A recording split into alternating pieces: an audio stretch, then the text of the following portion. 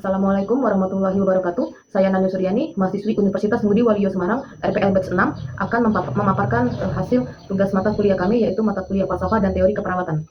Jenis organisasi pelayanannya di Rumah Sakit Dr. Haji Yusuf SK. Nama organisasi pelayanannya Ikatan Perawat Dialisis Indonesia. Unit tempat kerjanya ruang hemodialisis selama 5 tahun.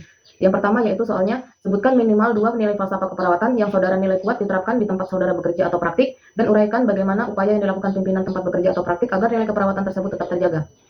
Yang pertama yaitu otonomi pasien atau menghormati hak pasien. Nilai ini menekankan bahwa setiap pasien meskipun menderita penyakit kronis yang memerlukan terapi seumur hidup seperti HD, memiliki hak untuk mengambil keputusan mengenai perawatan mereka. Penerapannya di ruang HD yaitu ada informed consent, ada keterlibatan dalam rencana keperawatan, dan menghormati pilihan. Yang kedua, peningkatan kualitas hidup dan harapan holistik.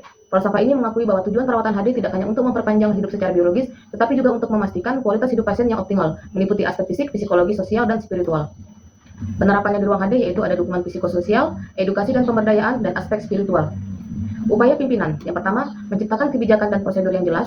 Yang kedua, pendidikan dan pengembangan staf berkelanjutan. Yang ketiga, komunikasi dan keterlibatan atau role modeling.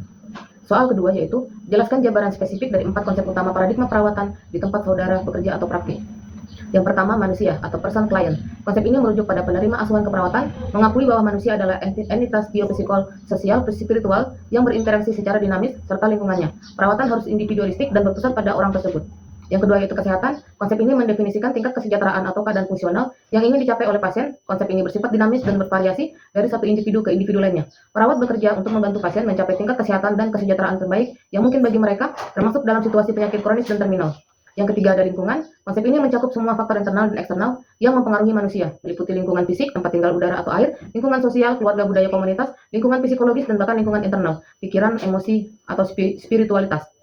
Dan yang keempat ada keperawatan atau nursing. Ini adalah konsep inti yang berfokus pada peran, fungsi, dan tindakan perawat sebagai penghubung antar ketiga konsep di atas, meliputi promosi kesehatan, pencegahan penyakit, pemulihan kesehatan, dan pemberian asuhan kepada pasien di sepanjang tentang kehidupannya. Yang ketiga yaitu soal identifikasi dan berikan penjelasannya. Yang pertama ada grand teori yang paling menonjol diterapkan, teori lingkungan atau Florence Nightingale. Teori ini sering dianggap sebagai teori keperawatan modern pertama dan merupakan dasar bagi konsep perawatan di masa kini. Inti teorinya, perawat memiliki tugas untuk memanipulasi lingkungan, dan penerapannya yaitu meskipun dasar konsep ini sangat relevan dalam kontrol infeksi, desain ruang perawatan seperti di ruang HD, dan menciptakan atmosfer terapeutik yang optimal. Kemudian ada teori defisit perawatan diri dari Dorota Orem. Teori ini berfokus pada kemampuan dan kebutuhan pasien untuk merawat dirinya sendiri. Inti teori yaitu keperawatan yang diperlukan ketika individu tidak mampu memenuhi kebutuhan perawatan diri mereka, seperti self-care deficit. Perawat berperan yaitu membantu dan bersikap wall compensatory, partial compensatory, atau suportif dan edukatif. Penerapannya itu sangat digunakan di ruang HD dan perawatan rehabilitas. Kemudian ada 2 middle rank teori yang sering digunakan. Yang pertama ada teori kenyamanan, teori of comfort dari Katarina Volkova. Teori ini berfokus pada hasil intervensi keperawatan berupa peningkatan kenyamanan pasien yang pada akhirnya dapat mempengaruhi perilaku mencari kesehatan. Fokus utamanya pengalaman kenyamanan holistik pasien. Inti teorinya, kenyamanan didefinisikan sebagai keadaan lega dan kemudahan. Kemudian ada dimensi kenyamanan dan penerapannya sangat relevan di semua unit termasuk unit kronis dan perawatan paliatif. Kemudian ada teori keraguan terhadap penyakit atau uncertainty in illness theory, Merle-Henle-Michel. Teori ini merupakan bagian dari pasien mengatasi ketidakpastian yang mereka alami terkait penyakit, diagnosa, pengobatan, dan sistem perawatannya. Fokus utamanya yaitu kognisi dan interpretasi pasien terhadap ketidakpastian penyakitnya. Inti teorinya itu adalah ketidakmampuan pasien untuk menentukan makna kejadian penyakit, dan penerapan teori ini sangat penting dalam perawatan penyakit kronis seperti kanker, DM, atau gagal ginjal, dan situasi akut. Perawat menggunakan teori ini untuk memberikan edukasi, mendukung coping pasien dan keluarga, membantu pasien untuk melihat ketidakpastian sebagai peluang, bukan ancaman. Yang ketiga, yang itu ada 3 praktikal teori yang selalu digunakan. Yang pertama ada teori hubungan interpersonal atau interpersonal relation theory dari Hildegard Piplau. Teori ini secara praktis memandu perawat tentang bagaimana menggunakan diri sendiri sebagai alat terapi utama dalam berinteraksi dengan pasien. Kemudian aplikasi klinis adalah dasar untuk komunikasi terapeutik di hampir semua unit klinis, rawat inap, unit kesehatan mental, dan konseling. Teori ini mengajarkan perawat untuk mendengarkan, memberikan dukungan emosional, dan membantu pasien mengklarifikasi dan memecahkan masalah mereka. Kemudian ada teori keraguan terhadap penyakit yaitu dari Merle-Henle-Michel. Teori ini memberikan kerangka kerja untuk membantu pasien mengatasi kurangnya informasi dan ketidakpastian seputar penyakit dan hasil pengobatannya.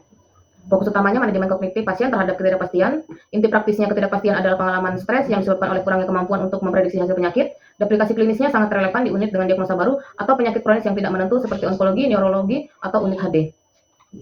Yang terakhir ada teori transisi atau transition theory dari Afaf Ibrahim Eleis. Teori ini menyoroti bahwa perubahan besar dalam hidup dan kesehatan ada titik penting yang memerlukan intervensi keperawatan. Fokus utamanya proses ini pengalaman dan perubahan atau transisi. Inti praktisnya, transisi perkembangan situasional kesehatan penyakit dan organisasional sering disertai dengan kerentanan dan membutuhkan intervensi keperawatan untuk mencapai hasil yang sehat. Aplikasi klinisnya diterapkan dalam berbagai skenario, yaitu transisi situasional, perpindahan pasien dari ICU ke bangsal, transisi kesehatan penyakit pasien menerima diagnosis baru, misalnya diabetes atau HIV, dan transisi perkembangan ibu baru menjadi orang tua.